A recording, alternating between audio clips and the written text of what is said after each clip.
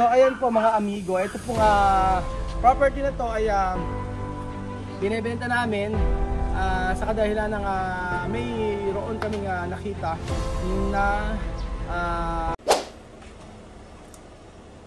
Masaya naman ako, nakabili ka ng bagong motor. Oo, nakabayo po. Sarang ka ba? Sige, mga bayo.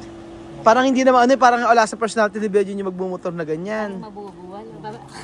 Ano? Oo, kaya ba? At saka si Kuya pwede na to. Hindi ka pwede ng long ride, bigla ka na lang mabubu. Sabihin mo,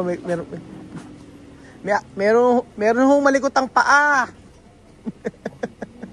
Kaya Belgium. Halika dito, mag-aan tayo.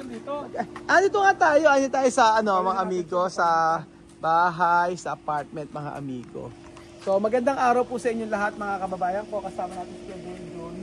Yan po, nandito po tayo. At for today's video, pasok po kayo sa dating bahay ni Tia Celsa. Yan po mga amigo. Nandito tayo sa dating bahay ni Tia Mame. At ito po yung pinagawa natin para po sa kanila talaga before. So ngayon hindi naman magagamit pero may umuupa na po. So meron dalawang umuupa dito. Pasok kayo. Lega. Ng araw ho. So ito yung room ni Kuya Belgium. Ayan. Pasok Kuya Belgium. Aha. Pasok. Ito? Oo. Namag na siya. Nandito po tayo mga amigo at konting information lamang po. So ito po ay may sukat na 278 o 280 square meter. So ang apartment po na ito ay may dalawang titulo. Yun po. At ang titulo po na ito ay nakapangalan po sa akin. So sa hindi po nakakaalam, itong apartment po na ito ay ano nga ba? Wala akong sinasabi. Ang lupa na ito mga amigo ay dati ko pang naipundar po. Naipundar nung ako ay nasa Saudi. So nasa Saudi ako nang umuwi ako. Binili ko ito sa kapatid ko. Ang unang nagmamay-ari nito yung kapatid ko po na nasa Canada. So tinayuan po ito. Dito nga po ginamit ito ng ilang buwan lamang nila Tia Mame. So pasok po tayo sa ibang lugar. So bali ito, 5.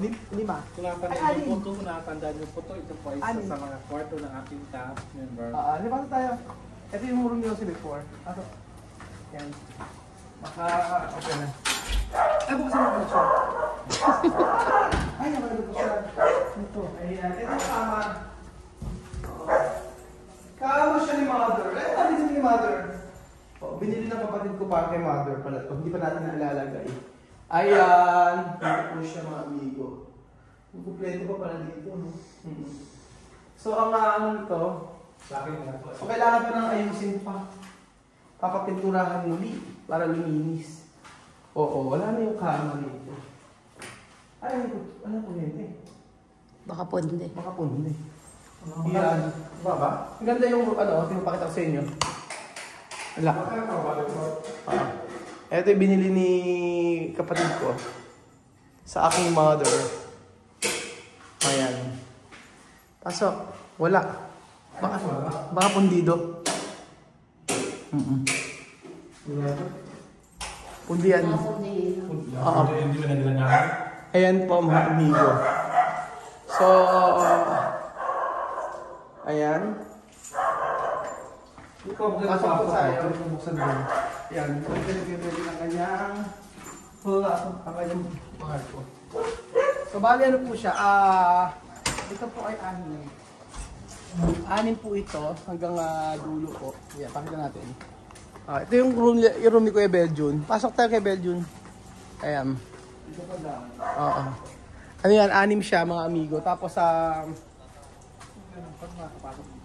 bakit? Aso ko ng aso.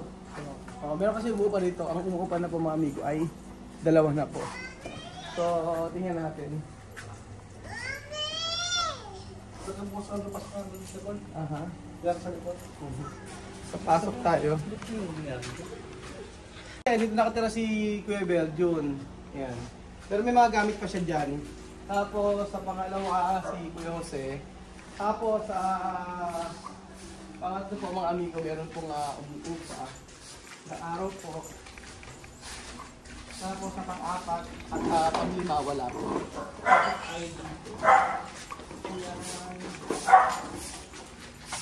Teka lang. Yan po namin na.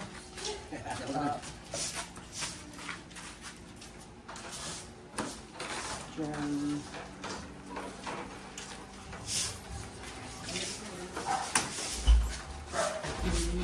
Dito.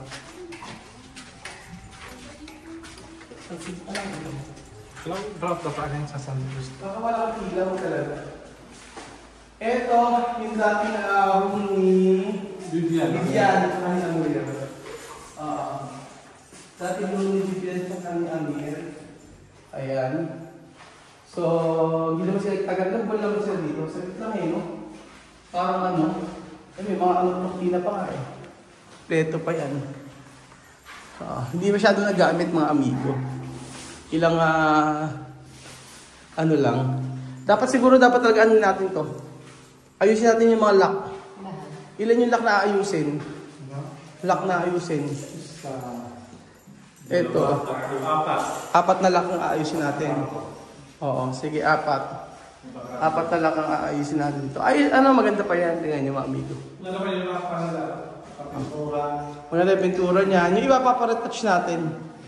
Oo, maganda pa yung ano niyan. Ayos pa yan. Tingnan nyo. Hindi pa kasi masyadong nagamit kasi talaga. Ayan. Oo. Tapos, ang bali na to, 278 square meter, parang gano'n. O 280, hindi lang sure. Pero, ang ano po nito, ang butas nito ay 6. Tama ko yun, di ba? 6, oo. Tapos, yan. Sa part na to, dati dito sila sa mama. Yeah. So, that's pero ba rito? Ay, wala dito. Dapat lang order natin. Ano yan? Yan yung gamit dito. Ito lang din gamit dito. Malis pa. Ayan, dati ito yung room dito siya mag-meeting. So, ano, kailan ba yung aircon? Na? Kailan ba yung aircon? Ayun na. Ayun yung earphone. Hindi may spot sa kabila. Ayun tinanggal ba kay sa kabila? Ay, isang kasi. Dati ito yung room nila. Chamamay. So, tama kasi Chamamay livings nga yun. Ito yung sabi ng kanya, makalitan ito Bago sila umalis dito, doon, ay nung dito sila nakatira, nililinisan din siya ito. So madalas sila dito para linisin. So parang mga dito, pagtandan. Mga handle, shower, kapalitan namin, tapos namin mas matibay. Kasi yung dating luma nito, yung mga ilagay, ayan, hindi pa masyadong okay. Ay, ito yung sabi. Ayusin natin. May mga ayusin tayo, like ito. Dumi pa lang. Agyo yan. Sino lang pala nakalakbita. Ayusin natin ang konting punas lang. Konting punas natin yan. Ayan mga amigo. So nakakamiss din po ang pamilya Matiga. Dahil pag pupunta kami dito, ayan, punong-puno ng gamit yan. Dito sa ito, dito siya mga Dito si Mami. Dapat pala punin natin ito Punin natin. Lagay natin sa resort. Hindi kasi doon. Sa resort? Hindi kasi sa Ay, hindi pa siya. Hindi. Sige. Huwag na Huwag na lang kakagat sa sa'yo. Sama sa ito na sa'yo. Pag kinuha na lang yung rep. Ayan po mga amigo. So, ikaw Kuya Bed, ano ang namimiss sa ano na to? Dito yung alis ko kasi pinapin ko kayo mga ngayon galing bacon. Galing mo kasi ito. Iniwanan niya pa. Iniwanan kasi ibig sabihin, iniwanan niya. Ano naalala mo sa part na to? Ano naalala mo sa lugar na to? Siguro yung part na ito yung pagbisarin ka sa tiyama doon sa dulo. Kasi pagka punta mo dito sa hapon, yung mga bata, dito talaga. Yung bata, usually kapag yung pupunta kami dito sa hapon, ayan, Si Chamami, nakaupo rito. Ayan. Ayan, nakaupo si Chamami dito. Oo, nakaupo dito. Tapos nagtitirinta siya. Yun, gano'n. Tapos, dito lang ito si Chamami. Siya ano. Ayan, dito siya natutulog. So, kailangan talagang linisan din natin. Ayan po mga amigo. Come here. Come here. Kaya naalala ko, yung, tapos dito si Alima. Dito si Alima nag-aan si Alima rito. Tsaka si Amir. Nag-rollerblade ba tawag doon? Nag-ice skating ba? Oh, yun. Skateboard. Oo, tapos sa pinakadulo, ngayon may umuupa. Ayan. May umuupa sa pinakadulo niyan. Ganyan po. Ayan, dito may umuupa rin ngayon. Pinaupahan namin. Kasi sayang naman po. Ganyan. Maham. Diba? Ngayon yung internet niyan, kay Kuya Bedjum, papatanggal na namin. Oho. So, yun po mga amigo. Kaya ko po kayo tinuro dito sa kadahilanan po na itong properties na ito ay gusto na po naming i-let go. Gusto na po naming ibenta. Yun po. So, sa gusto po ng investment, message po ako sa Pinoy Equatorial Guinea para po mag-usap po tayo. So, ito pa properties na to, ibebenta ko lang po kung magkano yung nagastos sa pagpapagawa nito, and then yung lupa na value ngayon, kung magkano yung value ng lupa ngayon dito. Kasi ito, ang kalakaran na dito, wait, sabi sa akin ay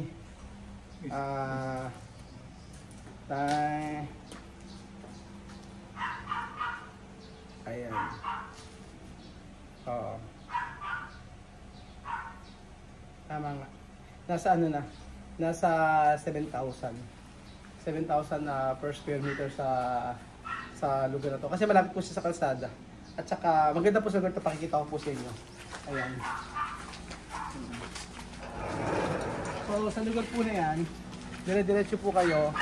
Ayan po, simentado. Tapos highway na right after nito. Saka konti lang yung mga kapitbahay nyo. And then sa part na to mga amigo, eto, dead end na siya. Yan, dead end na to. Tapos, napaka-safe po. Kapag ikaw pag may magnanakaw dito, wala ka ibang lalabasan kundi sa pinakadulo. So, ang maganda rito mga amigo, konti lang yung mga nakatira. Ilang bahayan lang ito ba? 1, 2, 3, 4, 5. 5 lang. Sa side ito, 5 lang na bahay. Sa kabila, 1, 2, 3, 4, 5, 6, 7, 8. 8, ganun. Hanggang dulo. So, 5, 6. Kasama pala. Kasi kasama ito dalo. Ganun po, konti lang yung kapitbahay. So, ayan po mga amigo. Ito pong property na to ay binebenta namin sa kadahilan ng mayroon kaming nakita na magandang investment. At yun, mag-invest kami ng para po sa pero kami nakita na magandang property na gusto namin bilhin. Yung budget ay hindi pa okay. Kaya kailangan namin additional kaya ang naisipan namin is ito ay ibenta po namin. So ayun po mga amigo, pag gusto nyo, message nyo po ako sa Pinoy Equatorial Guinea. Kung kayo mag-alinlangan na i-PM ako kung magkano po itong apartment ito. So nga nasa abroad, kung gusto niya investment dito sa Nueva Ecija, try nyo po ito. At least, actually may mabilis na magpaupa dito sa pasano to. Kaya lang po talaga, may mas maganda po kaming gusto kong invest compared sa po dito sa may pinauupahan natin. So, yun po mga amigo, message po kayo, antayin ko po ang inyong message. At thank you po. Nakakamiss lang din yung lugar na ito na kung saan ilang buwan nyo pong nakita ang pamilya Matinga na nakatira dito. So, thank you so much po mga amigo at antayin ko po ang message nyo sa nais pong mag-invest ng apartment. So, thank you so much po mga amigo at God bless po.